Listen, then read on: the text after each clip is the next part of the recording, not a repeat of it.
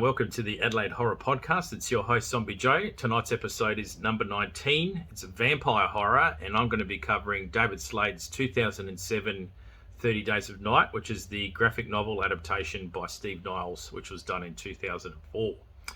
I picked 30 Days of Night as my vampire movie to review because I have a lot of vampire movies in my collection. This one was a bit harder to pick for because I've got a lot of flagships.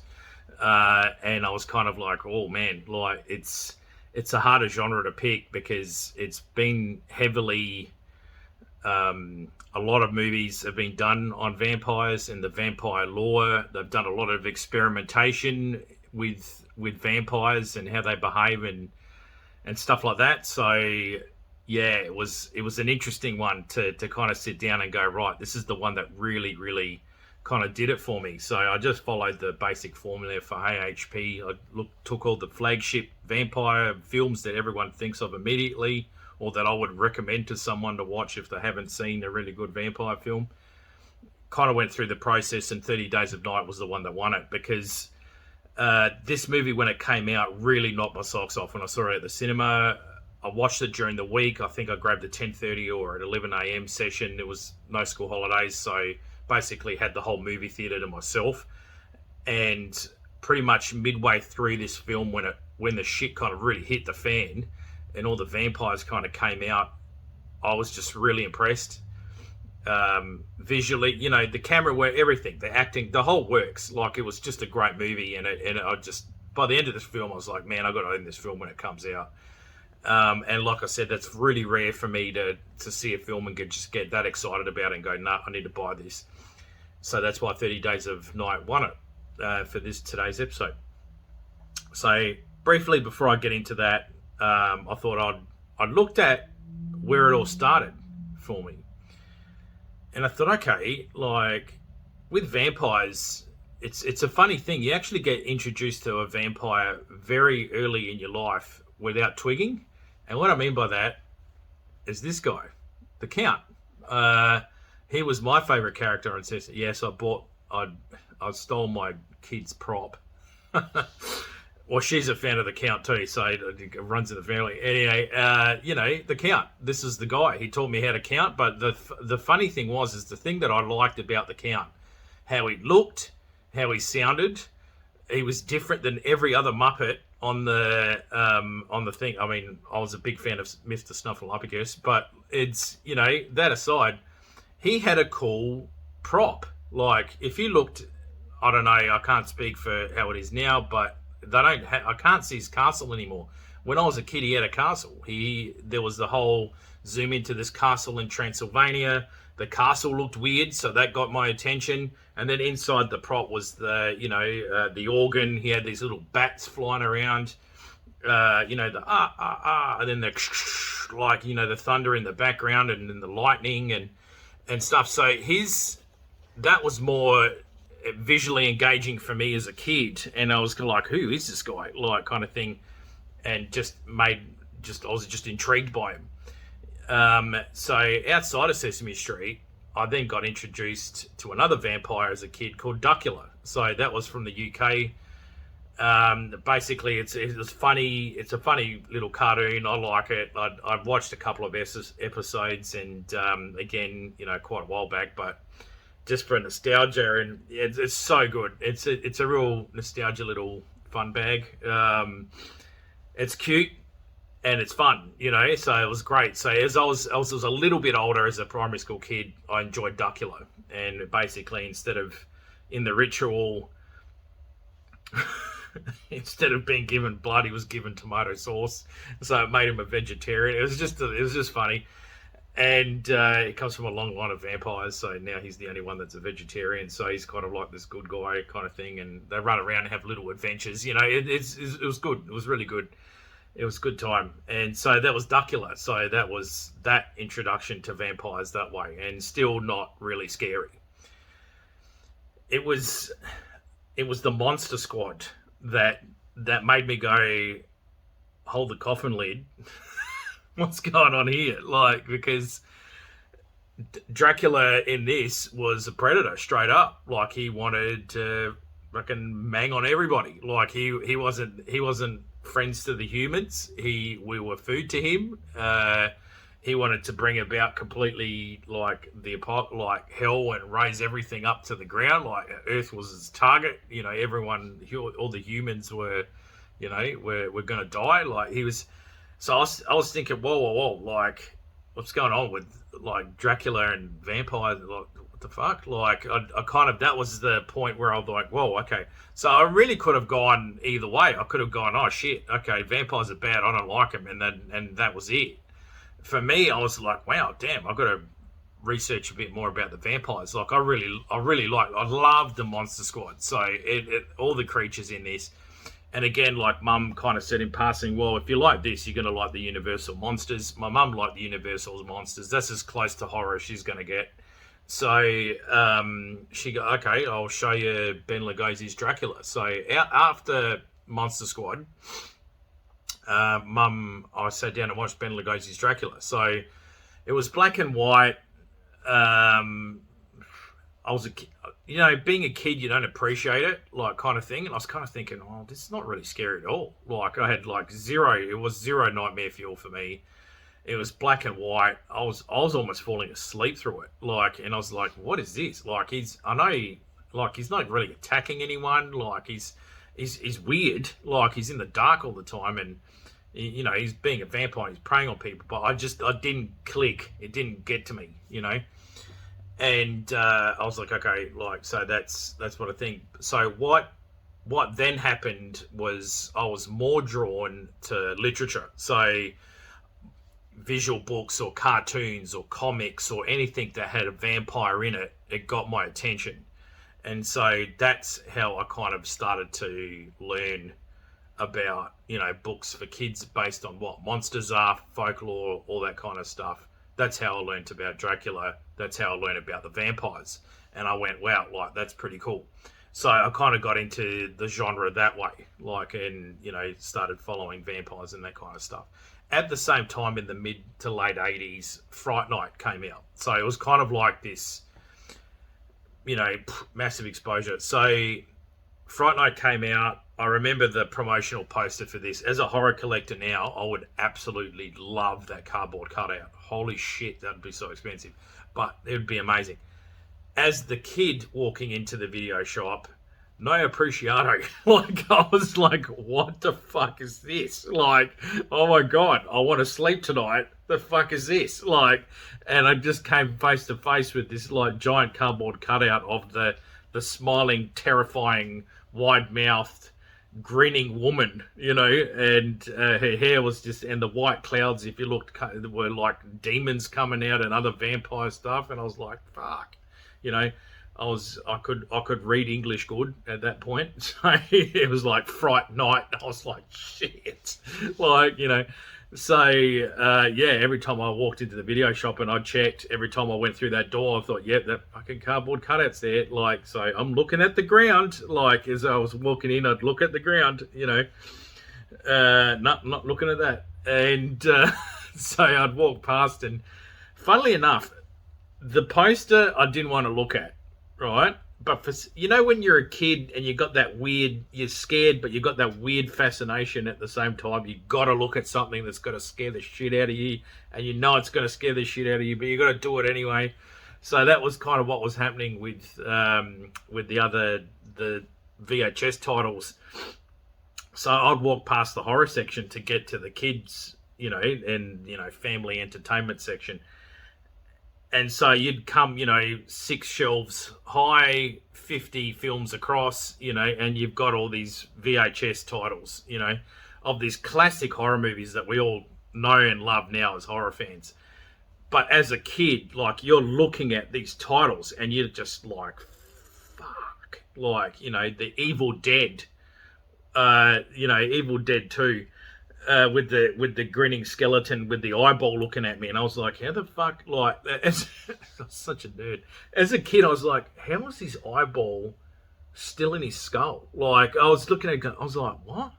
I was like, oh, it's still creepy though, I don't like it. So, Sleepaway Camp was another classic. Like, I'd look at the sneaker with the boa knife going through, and I was like, "Oh shit, that's gotta hurt." Being a dumb kid, I was like, "Fuck's sake!" But as an adult, I was like, "Great movie." Like, we've all gone to love the cult movie that it is. But like as a kid, I was like, I didn't get the title picture. I was like, "Oh shit," and so on and so on. So saw that, and then I came with looking at all these titles. I then saw the front cover for Salem's Lot, and Salem's Lot got me on two things.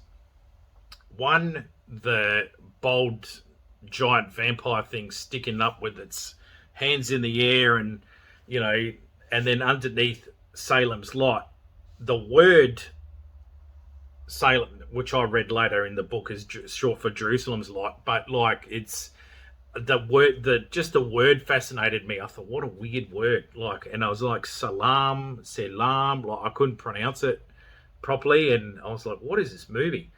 And hang on, I think that shouldn't be too loud.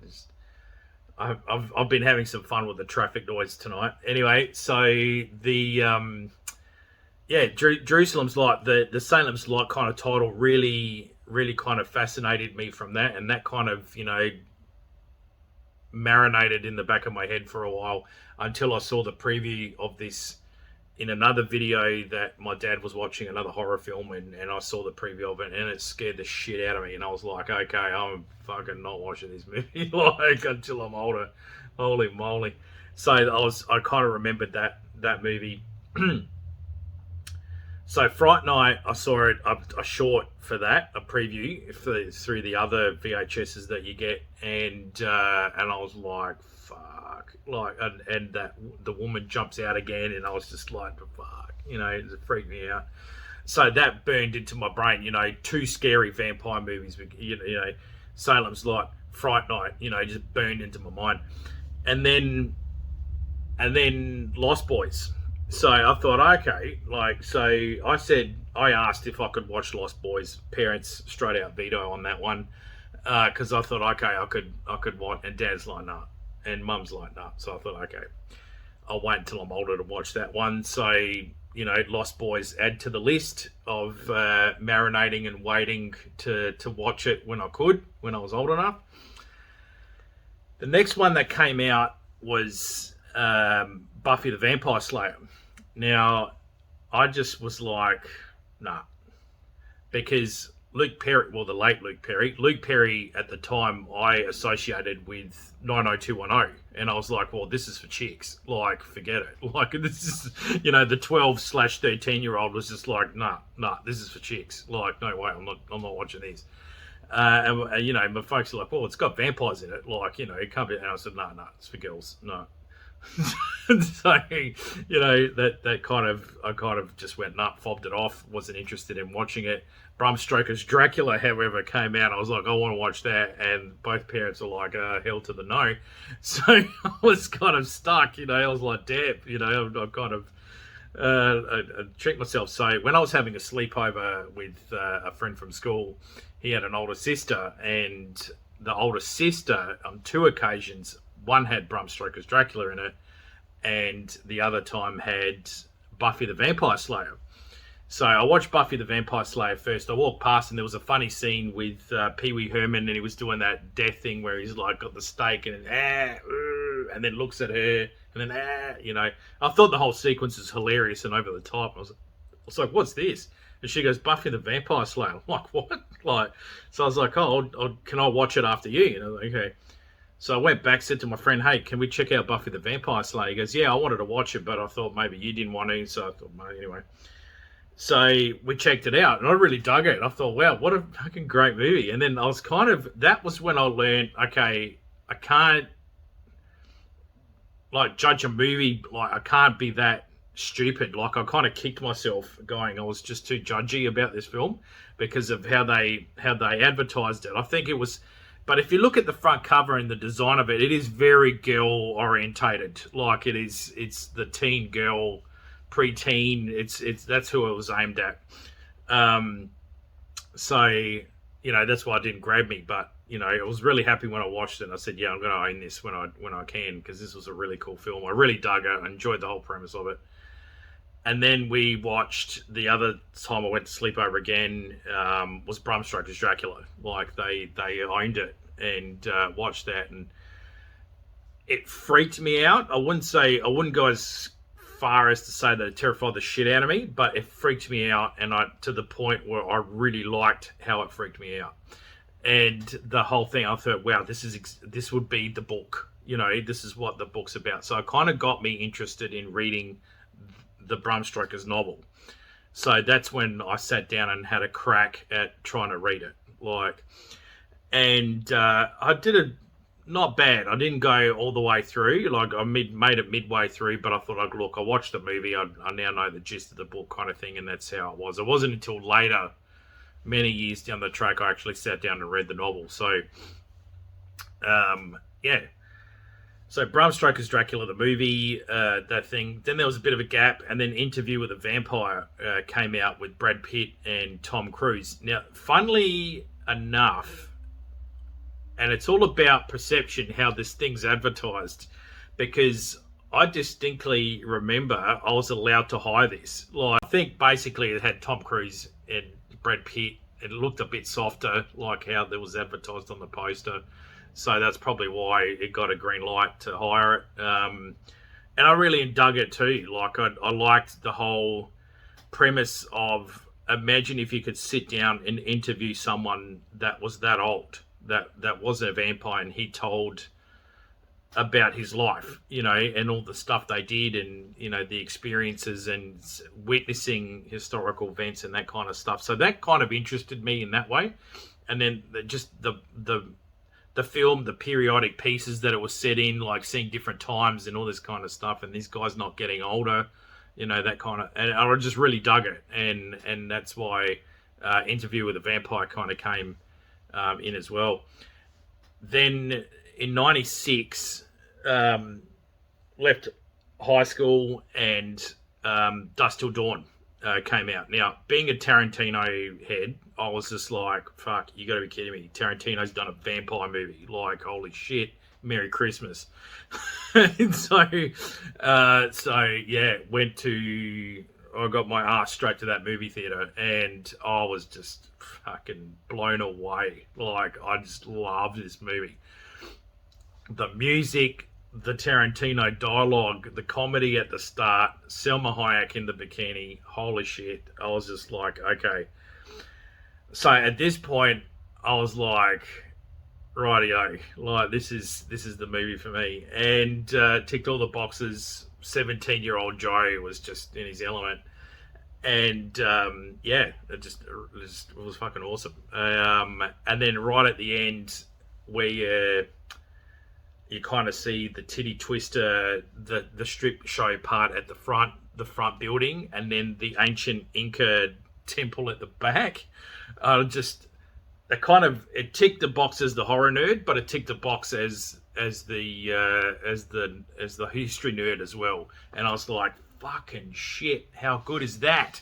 It was like this, sacrificial temple at the back, with the stairs, and then you got the guttering system next to it where all the blood used to run down, and then around it was it was my favorite shot, because the picture spoke so many stories, how long this place has been there for. Well, the Inca one is enough to say that it's been there for 1,000 years, but all the equipment around it, by the people they've fed off, so it starts with a wagon wheel in the corner, then a forward tea bucket car from the 20s, and then it just goes down to all the decades to trucks and stuff to the front, and then eventually to the building. So I really loved that visual. I thought that was so cool, and so that movie ticked the box for me as one of my favorites too.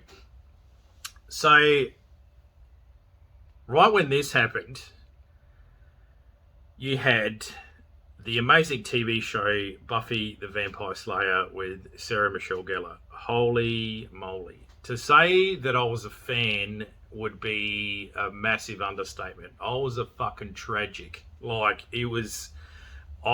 was all in all in on this TV show. I don't think I've ever been in on a TV show before.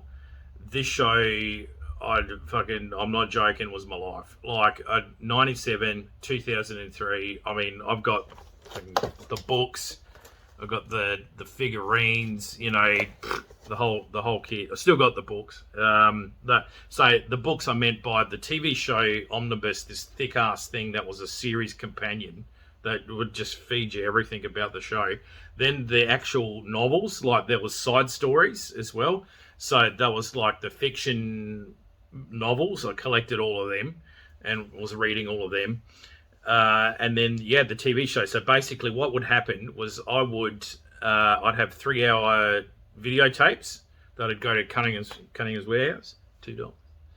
And, go down there, grab the 3-hour videotapes, and I would record the episode, but I'd sit and I'd press pause on the VCR. So then that way the commercials would happen. And then as the TV advertising commercial would come on, that was my cue to get back in front of the TV and press unpause, and it would start recording. So I did this, and I think it's either 26 or 36 3-hour VHS tapes still at my mum's house.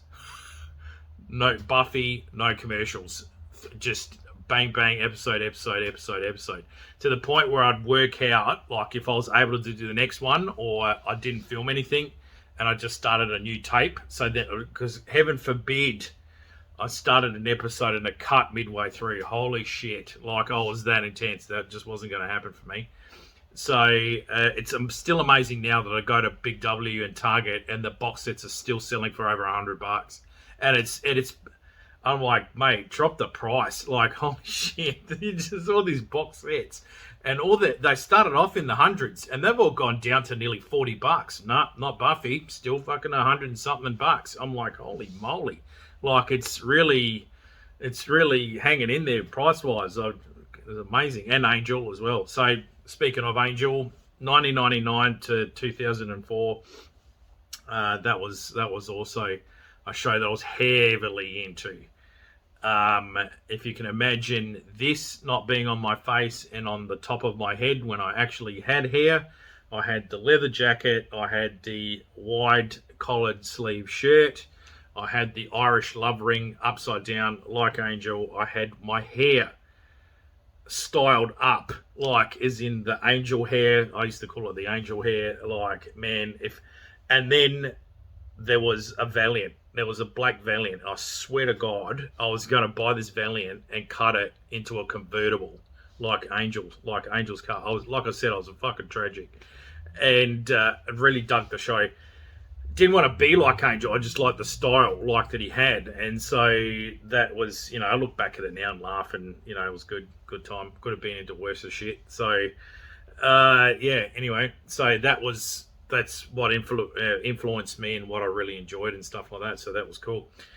So once all that went around, then we had Dracula 2000 came out with Gerard Butler, and I was mixing up my pop singers at the time. I thought it was Jewel. It was actually Vitamin C. That was I had to research that. I didn't even know who the fuck that was, and I was like, oh my god. So and it's an adaptation, a modern adaptation of Bram Stoker's Dracula. So I thought, okay, cool. So I really liked it, and I liked Gerard Butler's character, like who Dracula was originally. Like that's the spin twist that they went with that character, and I really dug it. I loved it. Like why he doesn't like silver and all that kind of stuff. I thought that was cool.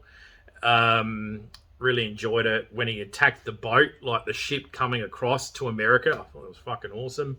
Like just visually, music wise, like it was just really good. Well, apart from Vitamin C, but I gotta say, if I have to die at the hands of a vampire, I would go Selma Hayek's character from Dusk Till Dawn, the three brides from Dracula 2000, and Aaliyah from Queen of the Damned. Like, if that was like, right, I'm going to get turned into a vampire by these girls, absolutely, go ahead. Holy moly, major crushing on all these girls. back in the day. So yeah, Dracula 2000 was really good in that sense. And then, yeah, Queen of the Damned came out 2004. So Anne Rice was kind of, on my radar. I never really read her books, but I was aware of Interview with the Vampire. Queen of the Damned, it still follows Lestat, but it was another actor that played Lestat in this. So, and I'm forgetting his name now, so I apologise about that. It'll probably pop up and I'll say it when I remember it. But yeah, bit of a problematic character outside of filming, but I won't get into that. Yeah. Anyway, so Queen of the Damned. Now this was filmed, if I'm not mistaken, in Australia, in Queensland, because there's a lot of that Australian actors popping in with American accents in this, and yeah, so it was I didn't mind it. I thought it was actually quite good, but like I said, Aaliyah completely just blew my socks off. Unfortunately, she passed away. She's the same age as me. Yeah, well, I think about it now. I'm thinking, far out. Imagine what she could have gone on to have done. Music wise, yeah, she was pretty decent, but acting wise, she was pretty good. And yeah, I think it was actually this movie, outside of Gladiator, was the other one where they had to use another person with that CG stuff to fill in for her, because she died mid-film, what I can recall. So they had a bit of a hard time trying to get someone to come in, or they tried to digitally put her face on someone else to finish the scenes off, what I can remember. So yeah, that was a bit sad about that. But Queen of the Damned, the movie, was really, really good. I really dug it, the whole premise of that film. Then then some comedy, before the comedy there was another movie that I really dug, and what I called the Velvet Underground of vampire films, and that was The Only Lovers Left Alive. And I really liked it. I liked Tilda in this one. I liked the premise. It was pretty cool. It was that bohemian kind of rock, and really they were the last lovers left alive. And I really dug the film, the angle that it was kind of coming from and stuff like that. So yeah, definitely check it out. That was pretty cool.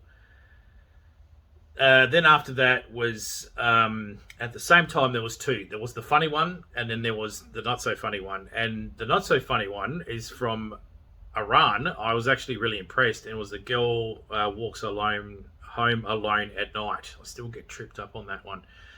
Really good Iranian film. Funnily enough, well, not funnily enough, bad choice of words. Interestingly enough, at the same time, there's another, it's on Netflix, and I'm trying to remember the title of it, but it's another Iranian film. It's set during the war, and it's about a family that's hiding away from a bombing raid that's occurring during the war, but their house is possessed by a demon, and the demon's actually trying to possess them while they're trying to hide, and it adds this element of other tension and horror to already a war horrific situation. So I thought that was very interesting. Amazing movie. So a lot of people aren't fans of reading or watching a film with subtitles in it. I'm used to it, being from a non-speaking family background. I'm used to checking out subtitles all the time, so that doesn't bug me. But other people that aren't really exposed to subtitles kind of get the shits on when they have to watch a foreign movie. I mean, if you can kind of put that aside, you'd really enjoy this film. I really, really liked it. So it's on Netflix. Unfortunately, I can't remember the title. I do apologize. If you go through the horror section, and they've got those previews on the screen and then the movie choices underneath, you'll see a woman holding a child looking up almost at you. And like I said, it's in the horror section, and it's set in the Persian War kind of thing. It's Syrian or Iranian. Yeah. So that one, The Girl Who Walks Home Alone. I heard a lot of. I know it's a graphic novel. I haven't read the graphic novel. So the illustration for that on the title wasn't interesting enough for me. Just how it was drawn. I thought, wow, okay, that's a unique way, a unique style. So that kind of got my attention, and then I watched the movie. I really liked the premise, and I thought, wow, this is an amazing movie. Like, you know, a Middle Eastern film, female protagonist attacking guys, like, you know, like not being a victim to like the female being stronger in this movie. So this is a bit of a fuck you statement to that culture, and that's what I really dug about it as well. If you take the vampire stuff aside, that's really what it's about, and that's why I thought that was pretty cool. I was really impressed that they came out with that movie, and I thought good on them for chucking that film out, and good on the actress as well for her performance too. It was really, really good. So definitely check that one out. That was that sort of thing. The funny one after that, New Zealand's divinest fucking vampire film is this is my Napoleon Dynamite, right? So What We Do in the Shadows. Now there's also the TV show, which I heavily recommend. It is fucking hilarious. It's just really, really good. This movie, like I said, it's like my Napoleon Dynamite. So if I'm having a super, super shit day, and these are like my antidepressants, I put on Napoleon Dynamite and What I Do in the Shadows. What We Do in the Shadows, not What I Do in the Shadows. I don't think anyone needs to know that. Fuck. I tell you, by the end of this, I'm in tears. I'm pissing myself. Whatever had bugged me has gone. It's like I said, it's like my natural antidepressant. It's so good, very, very funny, very unique, and yeah, like I said, spawned off a TV show as well, but also a spin-off show, Wellington Paranormal. Check that. Fuck, that's funny. It's just the two cops, and it's about them after What We Do in the Shadows. So after investigating the vampires, they go out finding people eaten by werewolves, they're finding ghosts, you know, all this kind of stuff. It's a great TV show. It's really funny as well. So yeah, definitely recommend on that one.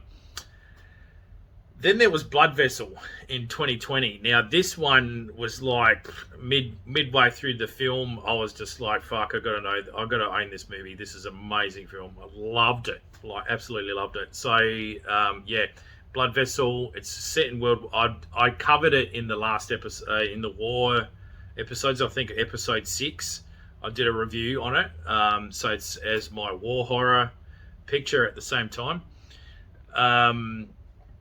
I think Ghosts of War had come out at the same time, but I hadn't seen it, so I was a bit reluctant in reviewing that one as the war horror movie. So I went and picked Blood Vessel because it just really impressed me how it was.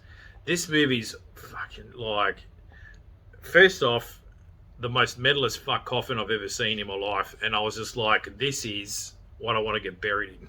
Like, I know the rest of my family's going to hate it, like, but that's what I want to get buried in. That is just the most impressive coffin I've ever seen.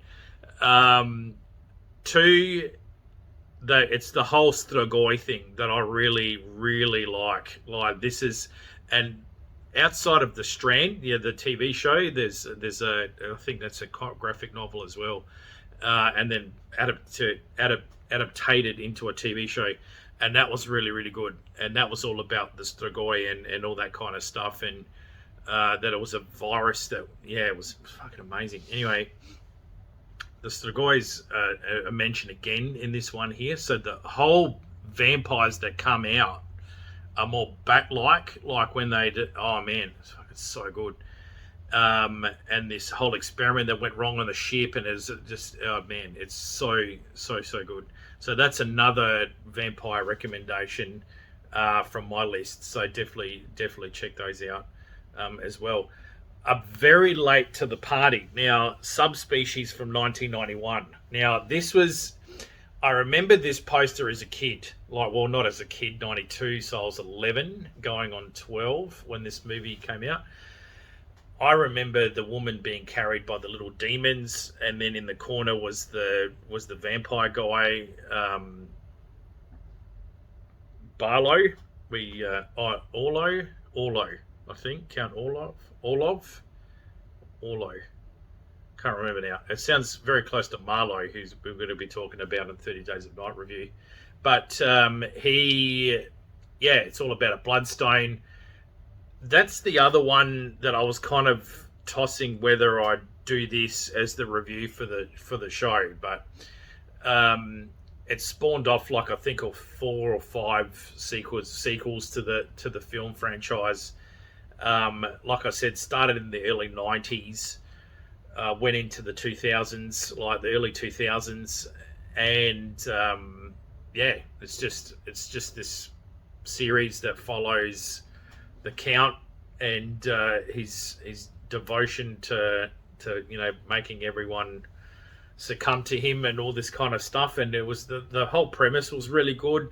It was kind of set back in Transylvania, so I went back to the original kind of stuff. These people accidentally come across him, this kind of stuff. And yeah, I just really dug the premise, but the poster was what stood out for me. And when I went to go and check it out, I was just really, really dug it. I haven't seen all the films, so I can't go heavily into the movie series. I've seen 1 and 2, and that's left me interested enough to watch 3 and 4. But like I said, I'm time poor, so I'm just trying to work into watching it.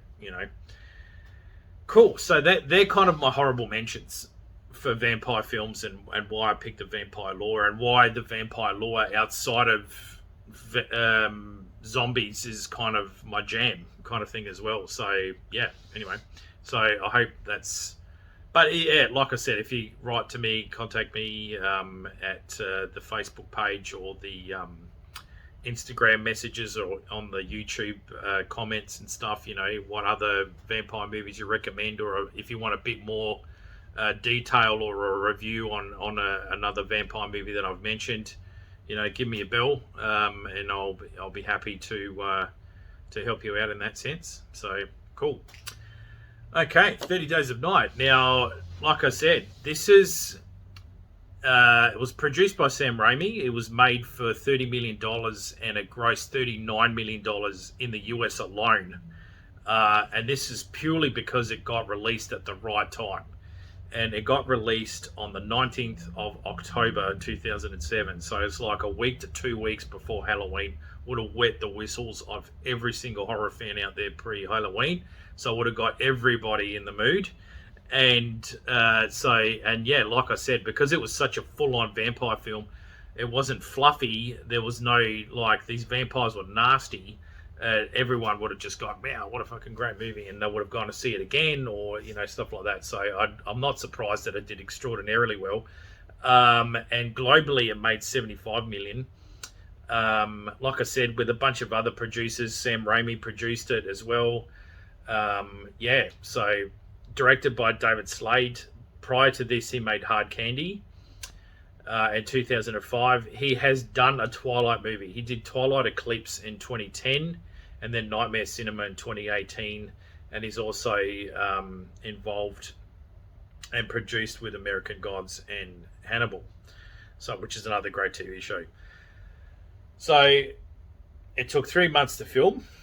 It was filmed in New Zealand. I don't know where, whether it was in the North Islands or the South, whatever one looked as Antarctic as possible. I'm not even going to try and guess which one, but they did a bloody good job, making it look like in Antarctica, Alaska, I think. Sorry, they did a very good job doing that. The film, it goes for an hour and 53. The action kicks off in 25 minutes, but pre to that, you've got this slow but steady gradual pickup. So it's like this jog and then into a full-on sprint. So it's got your attention the whole time. You're not going to be reaching and grabbing your phone in the middle of this, because if you do, you'll miss something. It's literally, you blink, you miss it. So it's got your attention. The storyline and the acting is that good. You're not going to tune out. So very hard pressed if this happens. So yeah. The cast for this movie was really, really good too. So you got Josh Hartnett. Now, I liked him in this, and this was him then leading on to Penny Dreadful with Eva Green. This is where he kind of came into his kind of groove. I never thought he was a bad actor. There's a lot of people they kind of shit on Pearl Harbor, and they don't like him in the faculty, and this kind of stuff. And okay, that's cool. That's your opinion. That's awesome. But for me, yeah, he acted well in this one, so that's where I liked him in it. It was good. So Josh Hartnett plays Eben Olsen. He's married to Melissa George, the Australian actress. She plays Stella Olsen. These two are married, but they're currently separated because they've had a falling out. It's kind of hinted that the falling out is because I think Stella wanted kids and he didn't. And so that's strained the marriage, and they've kind of separated. But they're not divorced. They're not totally walking out on each other. But I think as viewers coming into the timeline of this movie, we got the start of the fight kind of thing is when we've come into it. So it's pretty fresh. It's pretty raw. Everyone doesn't want to acknowledge it. So they're avoiding each other at this point. Manu Bennett is an Australian actor, plays Billy Kike, and he's the Eben's partner, the deputy in this one. And then you've got Mark Rendell, who's a Canadian actor. He plays Jake Olsen. Jesus, stuff that one up. Anyway, he's the younger brother of Eben in this movie. And then you got Elizabeth Hawthorne, who's the New Zealand actress. She plays Lucy, and she's the grandparent. She's the grandma of the boys. So then you've got the town people, like the remaining people after the original group has left to go before this 30 Days of Night starts. The sun goes, a whole group of townspeople leave as well to go to the mainland, and then the remaining people, there's like a skeleton crew left to run the town while this is happening for 30 days. So once the bulk of the people leave, then you've got a small group that are left behind. So we've got Mark Boone Jr. So he's the American actor. He plays Bo. Other people who have seen him on Sons of Anarchy would recognize him as either Elvis or King. I can't remember what his code name was with that one, but that was him in Sons of Anarchy. You've got Manu Bennett. Sorry. You've got Joel Tubeck, who's an Australian. He plays Doug. You've got Craig Hall. He plays. He's an Australian actor. Plays Wilson. Then you got Chip, and I forgot the last name, but he passed away. He's passed away in 2015, and he plays a gentleman called Isaac, and that's Wilson's dad, and he has dementia in this film. And Amber Sainsbury is Denise. So she's the survivor out of two other workers that were killed in the start of the thing, and she runs and meets up with the town people. So when initially the vampire stuff hits the fan, everyone kind of flocks to the diner and they hide in there. Like they're kind of all together in this diner when it's all happening. So, and she runs into the diner and meets up with everyone. So there's that. You've got the vampires themselves, and then you've got the first introduction to the character of the movie, which is actually played by Ben Foster. He's an American actor, and at the same time as filming this was 3:10 to Yuma. That's with Russell Crowe. So pretty much same face, same beard, hair, the works. They just took a cowboy hat off him and whacked on an Eskimo jacket. And that's him, dried the shit out of his lips, made them all cracked, and that's it. That's the same guy. So you see him at the start. He's got a ship in the background. He's rowed to the shoreline / sheath of ice that he's standing on, and he's heading towards this town. The thing about this scene is that his face, like, you look at this guy, and he has seen some shit go down on this ship. Now, I'm assuming, it's not really explained, but I'm assuming the crew are all dead. The vampires run the show. They've kept him alive to keep this ship going to this town. And they basically gave him the ultimatum, help us out and we'll help you out, kind of thing.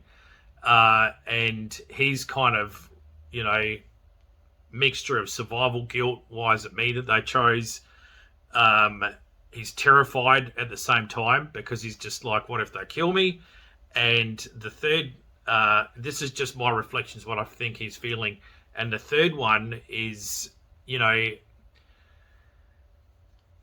he's just shell shocked. He's trying to process what has gone down, and he's just fumbling. He's just blindly, just like, you know, as a robotically going through what he's been told to do, but he's mentally checked out. Like he's completely checked out. So yeah, that's just my reflections on him, and this is really the first character that you see when in the start of the film. So you've got him. He comes to town, and he starts doing this kind of hijacking different things, like, and the vandalism that he does is effective enough to shut the town down, like to kind of cut its Achilles heel, kind of thing.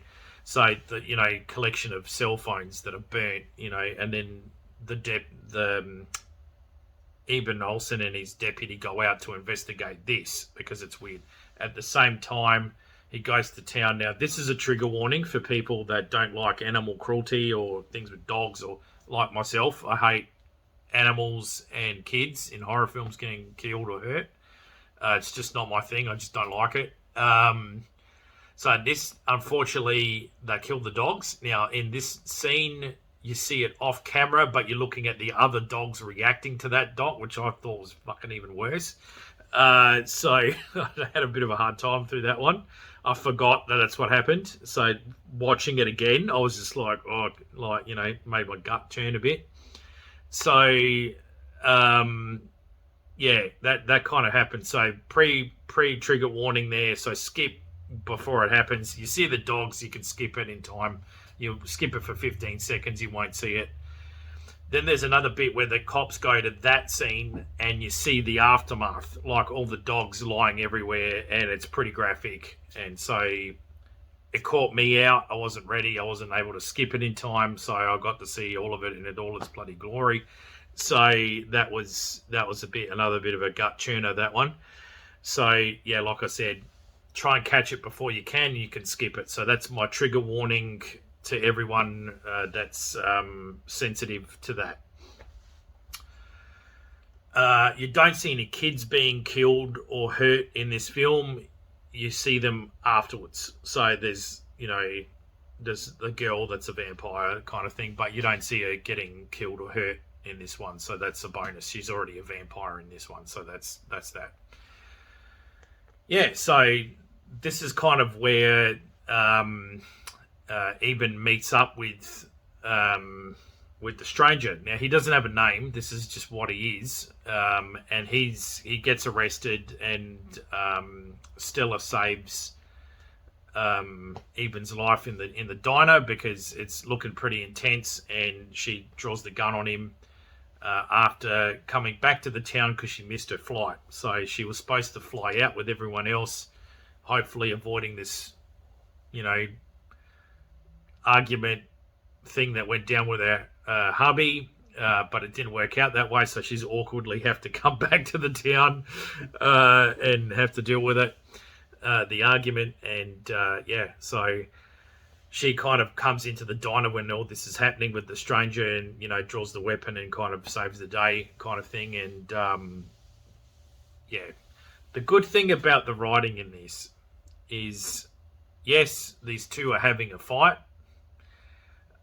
Yes, there's awkwardness, there's tension between the two characters, but as soon as the vampire shit hits the fan, that stuff's out the door. They just move on from that immediately, and they go into the professional first responder people that they are. Like, and that is what impressed me when I watched this movie again. I thought, Jesus, that's fucking really good, because it could have gone down the trap of, you know, oh, I'm not going to help him, and, you know, all the, you know, just pissing on because everyone's got the shits on with each other, and, you know, it leads them into, you know, puts the group in jeopardy, you know, this kind of stuff. Everyone's being selfish, they're doing their own thing, and someone nearly gets killed because of them, and, you know, all that. Doesn't do any of that, and that's what I really, really dug about this and the writing, and that's what I thought was really good. They acted like first responders. They were like, okay, this is the shit situation we've got at hand. We've got to deal with it. We've got to protect ourselves, and we've got to protect the townspeople. That's why we're here. And everyone was going to them going, what do we do? And they showed leadership. That was the other thing that I found really impressive with Eben's character. He's a young sheriff. Most movies, the sheriffs are like fucking 50 plus years old. They're veterans. They're hard as, you know.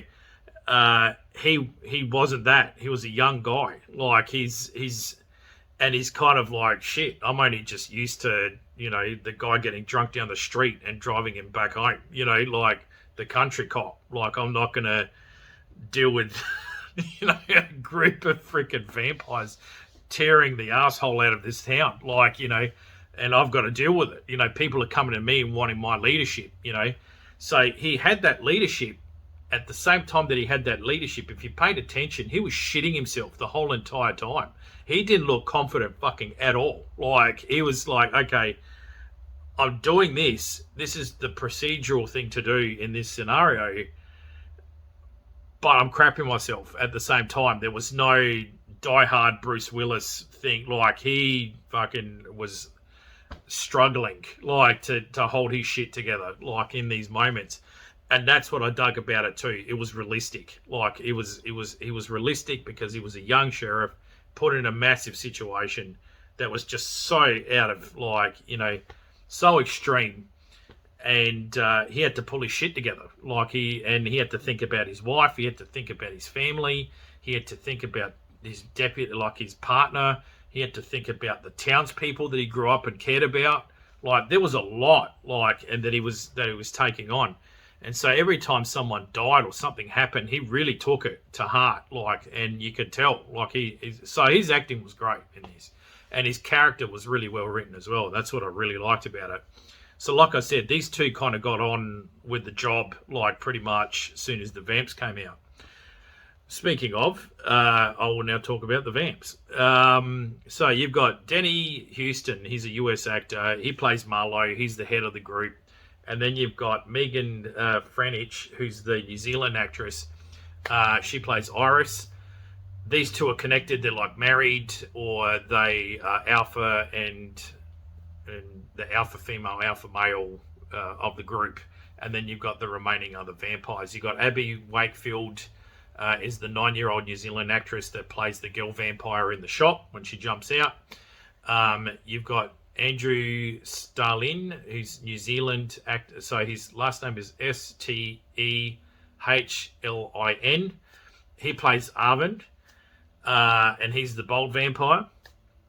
And then you got John Rawls, so Rawls, and he plays Zurul, so Zurial. There's the spelling bee of this fucking show. Jesus. Anyway, when I first saw this movie, I actually thought he was Julian Richardson. Now, if you don't know who he is, he's the guy currently he's in Shudder, in that movie, Anything for Jackson. Is that skinny, gaunt guy with the parted black hair, very pointy features, you know. He was in the TV adaptation of the Stephen King story, Kingdom Hospital, like way back in the early 2000s. It's a really great character, always into the scary stuff. I think it was in Buffy, I'm pretty sure of it. A lot of vampire shows, that kind of stuff. So anyway, great act. Like, he was the guy from, actually, he was also the giggling mutant in The Wrong Turn, the one with the overalls that cuts those girls' fingers off. Like, it was really full on. Well, there's a lot of prosthetics on him, but that was who he is. Anyway, I thought it was him, and it's not. So this John Rawls, I can't get any info on the guy, so I don't know if he's Australian, New Zealand, you know, wherever. So, which is a shame. Andrew, the guy that plays Arvin, I swear to God, if there was like a Vampire Employee of the Month award, this guy would fucking get it. He loves his job. Like, he had the biggest artery eating grin I've ever seen in my life. He every time he killed someone, he was like smiling about it. He just is covered in blood. The blood was dripping off him. You know, every time he jumps out, he's like, like, you know, all the still shots of him were just smiling with his eyebrows. That like he loved his job, and you know, you got to do it. You got to do it with a passion. And he was, holy moly, he was the creepiest out of all of them. He reminded me of the Australian Italian comedian Joe Avardi. So if it was like if Joe Avardi or Pitbull the rapper became vampires, that's what they'd look like. Just amazing stuff, but very creepy, very scary in some parts as well. He was my favorite vampire out of all of them. And then, so Marlo, they would communicate with these like words, clicking noises and shrieks. They shrieked a lot in this film. There was one really like fuck moment, was this one of the girls comes running down and it was a trap, like they were kind of getting her to lure the other survivors out.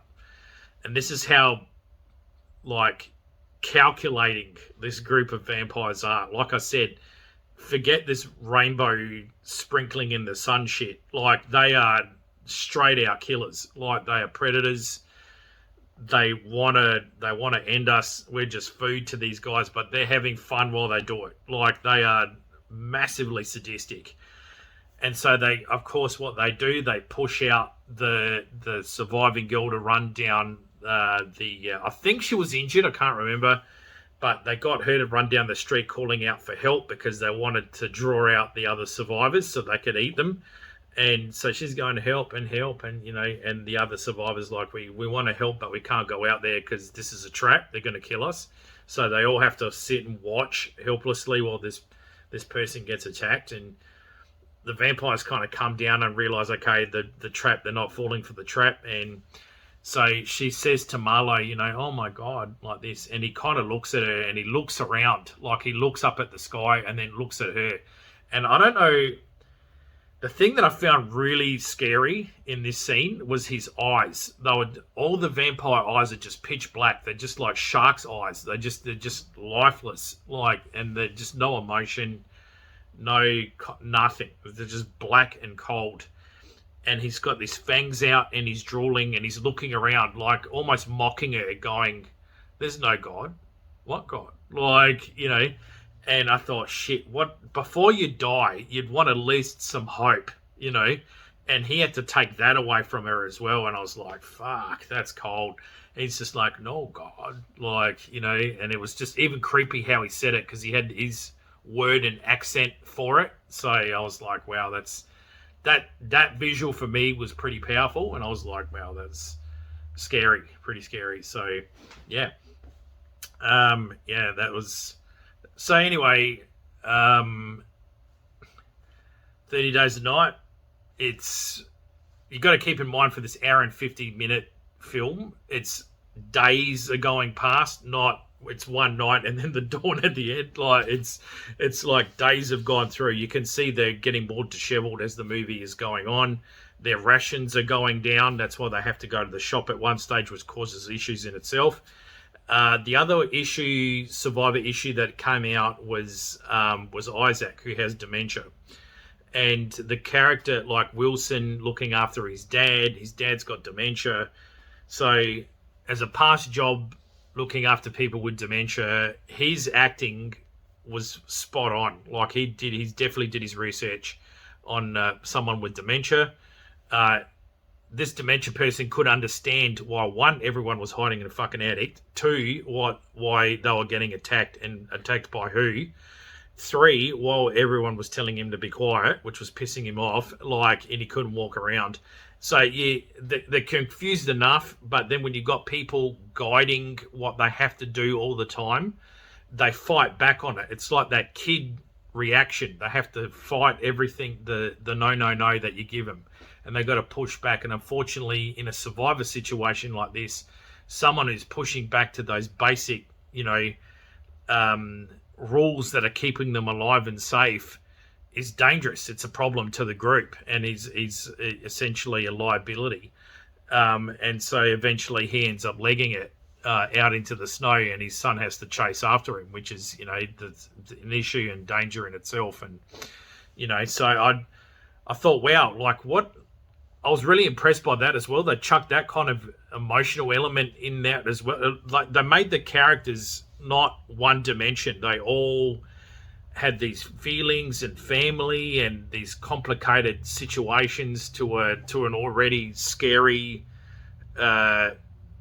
unbelievable situation that had happened, and that's why I was like, wow, this is why 30 Days of Night really stands out on itself, because it just, if you think about all these different things that are going on outside the vampire stuff, it's quite a full-on, like film, and it was, like I said, it's just really well written, well acted, and like that's why I was just really impressed with this film and why I liked it so much. So when it got down and all the vampire stuff was coming out, and then the humans fall back, that was pretty cool. But the majority of the film is just basically who's getting picked off, their kind of last stand kind of thing against the vamps, and then the sun rises, the dawn happens that they've been hanging out for, and yeah, so it's good. Like I said, it's not a spoiler episode, but this 30 Days of Night comes with a high recommendation from me to check it out. I think you can do it, the YouTube full movie thing. If not, it's definitely available on streaming services, and you can go out and buy a copy as well online for a decent amount of money too. It's not too expensive, but I wouldn't recommend it to you if it was shit. So for me, it's definitely an 8 out of 10 for me. Definitely go check it out. It's a definite 2 stakes up for me. So yeah, that's great. So I hope you enjoyed the episode. Sorry for the delay as well. I just haven't been able to catch a break with the technologies have been busting my balls. So yeah, so I hope you enjoyed the show, and it'll be another episode coming up sooner rather than the massive month period that's been from the next one. I hope you enjoyed the Zombie Bite episode with Lelia. Currently at the moment, her book Winter's Maiden 1 is available. If you go on the Facebook group, she's advertising now for her online book launch. So definitely go check out the book. So if you're into paranormal romance, that's kind of the book for you. Check that out. Yeah, I've got other interviews lined up as well. Yeah, so all good. Cool. Thank you very much. Stay scary, and I'll see you in the crib.